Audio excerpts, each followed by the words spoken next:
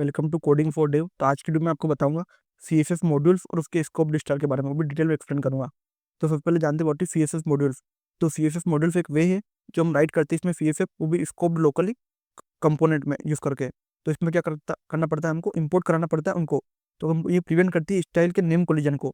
जो name collision होते हैं हम अगर उसके एक सिंपल क्लास बनाते हैं नॉर्मल, तो फिर नेम कोलिजन होते हैं। तो इसमें हम क्या उसकी प्रमोट करते हैं मॉड्यूलर डिजाइन। तो अलग अलग मॉड्यूल के हिसाब से हमारी CSS लिखेंगे।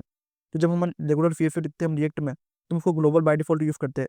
लेकिन जो CSS मॉड्यूल्स होता है वो फॉलो करता है इस प्रॉब्लम को, वो जनरेट करता है यूनिक क्लास नेम्स उसको यूज करके। ओके, तो जो CSS मॉड्यूल कैसे काम करते हैं, तो अगर हम नॉर्मली जो इंस्टीट्यूट ऑफ राइटिंग स्टाइल्स, हम क्या करते हैं ग्लोबल CSS मॉड्यूल का यूज करते हैं।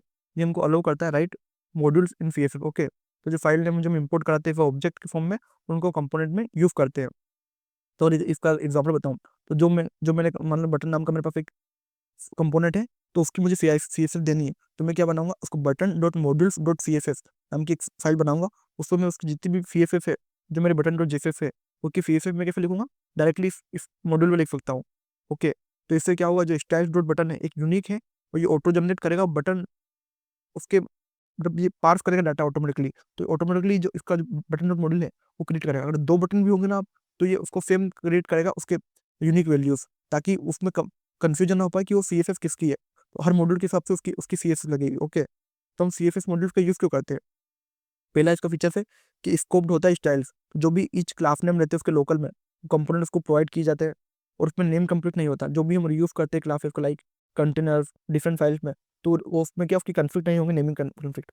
और इसमें क्या हम टाइप 50 भी दे सकते हैं, टाइप 50 का यूज करके हम इसमें टाइप को डिक्लेयर कर सकते हैं और कैच कर सकते हैं इधर कोई कंपाइल टाइम। ओके, और जो कंपेटेबल है ये पोस्ट CSS के साथ, तो हम पोस्ट CSS यूज करते हैं, उसके साथ भी ये कंपेटेबल है। और इसमें हम नेस्टिंग और वेरिएबल्स का यूज करते हैं। ओके, तो अंडर द हुड क्या होता है इसमें, जैसे मैंने कोड को कंपाइल करा बटन वाले, तो उसको क्या ऑटोमेटिकली उसको एक यूनिक आईडी मिल जाएगी। ओके, तो रिएक्ट का यूनिक क्लास नेम दे देगा इंटरनली स्टाइल डॉट बटन को।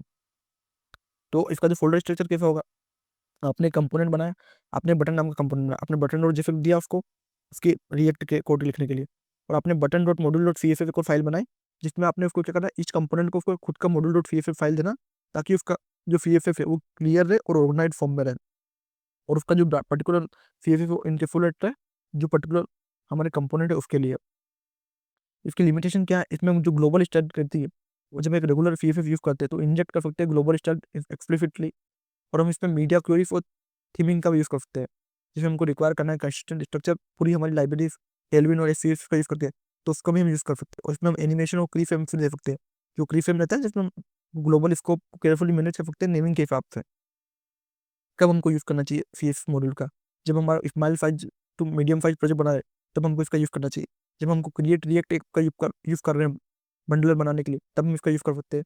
जब प्रोजेक्ट हमारा रिलाय नहीं कर रहा किसी भी स्टाइलिंग लाइब्रेरी स्टाइल कंपोनेंट के ऊपर, तब हम इसका यूज कर सकते हैं। और बोनस क्या, आप CSS मॉड्यूल को आप टाइपस्क्रिप्ट के साथ यूज कर सकते हो।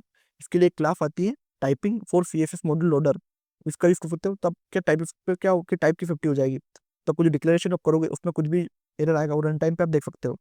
तो अगर मैं आपको इस वीडियो की समरी बताऊं, तो इसमें मैंने आपको एक्सप्लेन किया कि CSS मॉड्यूल क्या होता है, जो लोकली स्कोप CSS फाइल होती है, जो इंपोर्ट होती है डायरेक्टली एज JSON ऑब्जेक्ट के फॉर्म में। इसके फाइल एक्सटेंशन क्या होता है, मॉड्यूल डॉट CSS। और इसको यूज करने के लिए कैसे करते हैं, हम स्टाइल्स डॉट क्लास नेम का यूज करके हम इसको यूज करते हैं।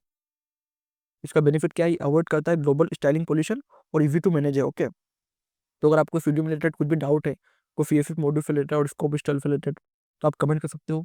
तो इस तरीके के और लिखने के लिए कोडिंग फॉर डेव को सब्सक्राइब करो। Thank you for watching.